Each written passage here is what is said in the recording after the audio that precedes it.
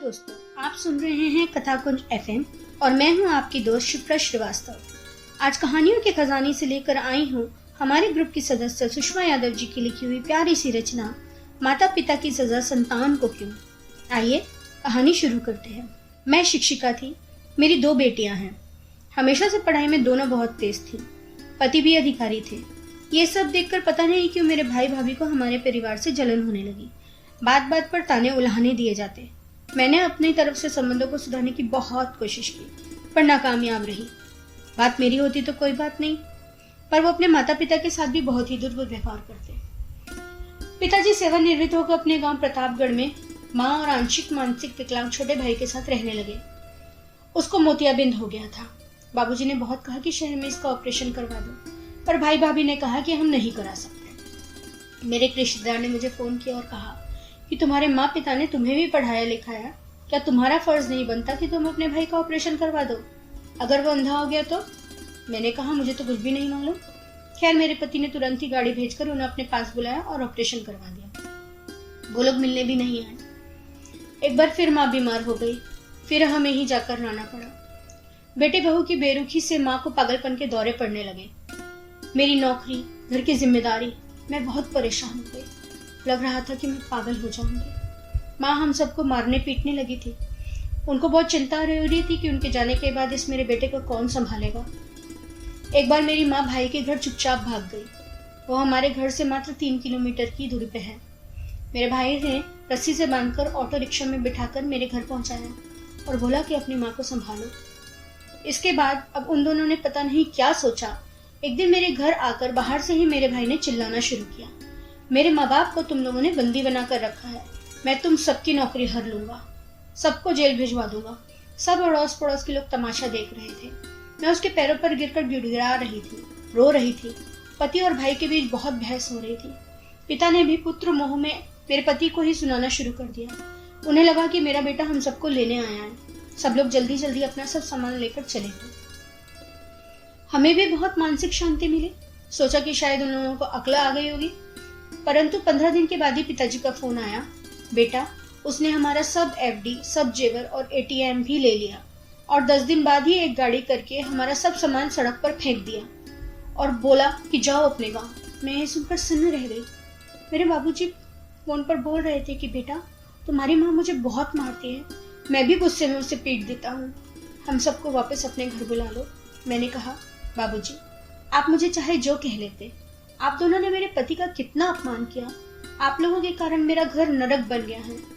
इन्होंने बिना किसी लालच के निस्वार्थ भाव से सेवा किया, माँ का अच्छे डॉक्टर से इलाज करवाया, लोगों के कहने से राजस्थान मेहंदीपुर बालाजी मंदिर लेके गए। अब मुझे माफ कीजिए। इसके बहुत दिनों के बाद पता चला कि भाई भाभी गाँव गए थे। वो लोग अपने कार में खेती की फसल, गेहूं, चावल भरकर लाते थे। उसी समय माँ गिर गई, पैर में प्लास्टर चढ़ गया। माँ बाबूजी ने बहुत विनती किया, इस हालत में हमें छोड़कर मत जाओ, और वो लोग वापस लौट आए। इस सदमे को बर्दाश्त नहीं कर पाई माँ और एक रात हमेशा के लिए सो गई। मुझे बाबूजी ने फोन पर खबर दिया और साथ में कहा कि बेटा जी कह रहे हैं कि माँ की 13वीं में दीदी आएगी तो हम सब वापस लौट जाएंगे, तो बेटा तुम लोग मत आना।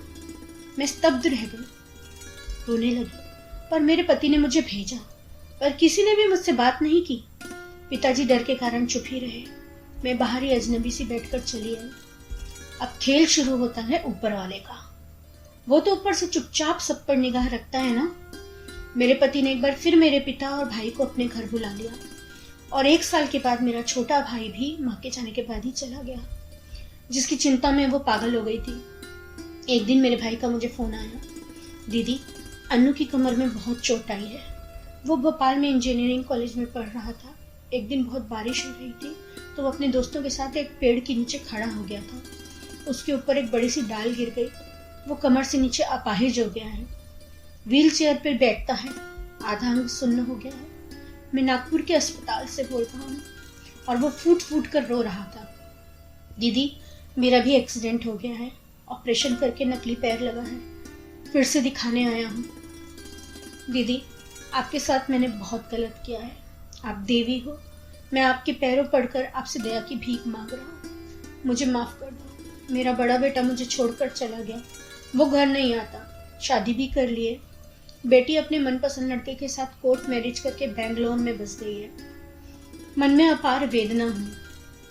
मैंने रोते हुए कहा, मैं आती हूँ, तुम अकेले कैसे चले गए? बोला कि नहीं, आप बस अन्नू के सिर पे हाथ रखकर आशीर्वाद दे दो, मेरे घर चली जाओ। मैंने उससे कहा कि मुझे माफी मुझसे नहीं, बाबूजी से मांगनी चाहिए, जिसका तुमने इतना अपमान किया। भाई ने चिल्लाकर कहा कि वो तो पागल है, उनको किसी पागल वाले डॉक्टर को दिखाइए। मैं हैरत में पड़ गई। इतना होने पर भी खैर, मैं बाबूजी को लेकर उसके घर गई। उस खूबसूरत नवयुवक को व्हीलचेयर पर बैठे देख के मैं जोर जोर से रोने लगी। वो मेरा बहुत ही प्यारा भतीजा है। मैंने भगवान से पूछा कि आखिर इस बच्चे की क्या गलती है, इसके माँ पिता की गलती की सजा आखिर उसकी मासूम संतान को क्यों, आखिर क्यों?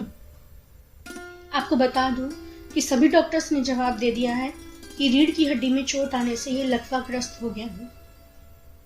उम्मीद है दोस्तों, आपको ये दिल को छू लेने वाली कहानी जरूर पसंद आई होगी। अब अपनी दोस्त को दीजिए इजाजत, फिर मिलती हूँ एक और दिल छू जाने वाली कहानी के साथ। अगर चैनल पर पहली बार आए हैं, चैनल को सब्सक्राइब कीजिएगा ताकि ऐसी कहानी आपको रोजाना सुनने को मिले।